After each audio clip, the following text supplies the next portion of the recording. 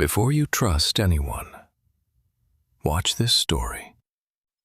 Today's story is about a young artisan who built a dream and the person who destroyed it with a single, gentle smile. There was once a brilliant young weaver named Rohan. His hands could turn simple thread into breathtaking tapestries. By his side was his childhood companion, Vikram. Vikram wasn't creative, but he was smooth-spoken. He handled the sails and claimed to be Rohan's greatest protector. Rohan dreamed of taking his masterpieces to the great royal exhibition in the capital city. A single appearance there could make him famous throughout the kingdom.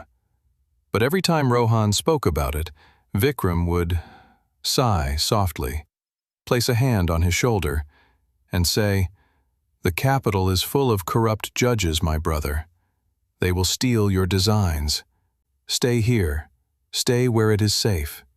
He simply fed Rohan's self-doubt. Trusting Vikram's advice, Rohan remained in the village. His masterpieces sold for only a fraction of their value, and every sale came with a management fee that somehow ended up in Vikram's pocket. Whenever Rohan felt frustrated, Vikram would arrive with a bottle of wine. He would remind him how lucky they were to have each other, and Rohan would believe him. One day, an agent from the royal palace arrived in secret. He had heard whispers about Rohan's extraordinary talent. He wanted to buy Rohan's greatest tapestry directly. But Vikram met the agent first, alone. Instead of introducing him to Rohan, Vikram smiled and said, "Rohan has grown arrogant. He demands triple the price, and lately, his mind has become unstable. He refuses to work with the palace." The agent left in anger, and Vikram calmly walked back into the workshop, sat beside Rohan, and said, "The palace agent came. I tried to help, but he called your work garbage and walked away. I'm sorry, brother." That evening, Rohan sat alone in the village temple, broken, humiliated, ready to burn his loom forever, ready to give up on the gift he had spent his life perfecting. There he met the village elder, the Lady of the Mirror. She listened quietly to his story, then smiled, a smile filled with terrifying clarity. "Rohan," she said, "bring me your shadow." Confused, Rohan followed her behind the temple. There stood an ancient, polished brass mirror.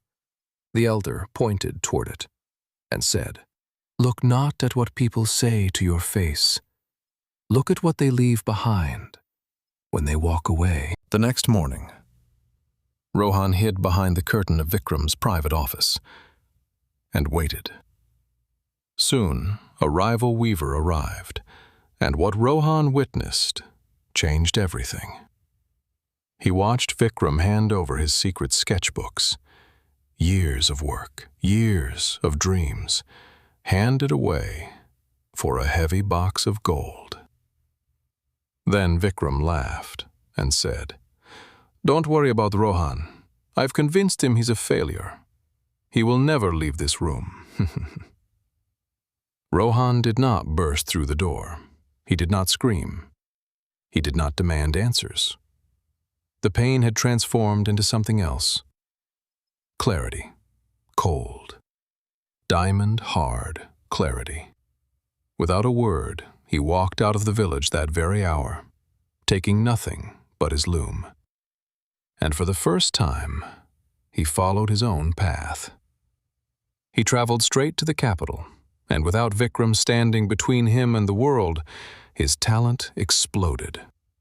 Within a year, Rohan became the master weaver of the royal court. His work was admired across the kingdom. His dream had finally found room to breathe. Back in the village, Vikram's business collapsed because he had no talent of his own to sell. Soon, he was left with an empty workshop, an empty future, and no friends. Friends, be careful of the wolf that wraps itself in the wool of sympathy. True friends do not shrink your world. They expand it. They challenge your fears. They encourage your growth. The cage Vikram built around Rohan had no locks, no bars, no chains. It was built entirely from words Rohan chose to believe. So today, look carefully at the person who always has a reason why your next step is too dangerous. Ask the question you've stopped asking. Take one step toward the room you were told you weren't ready for. Because the most dangerous prison in the world has no walls, only a voice you trusted and kept listening to. If this story made you stop and think, take a moment and share your thoughts in the comments below.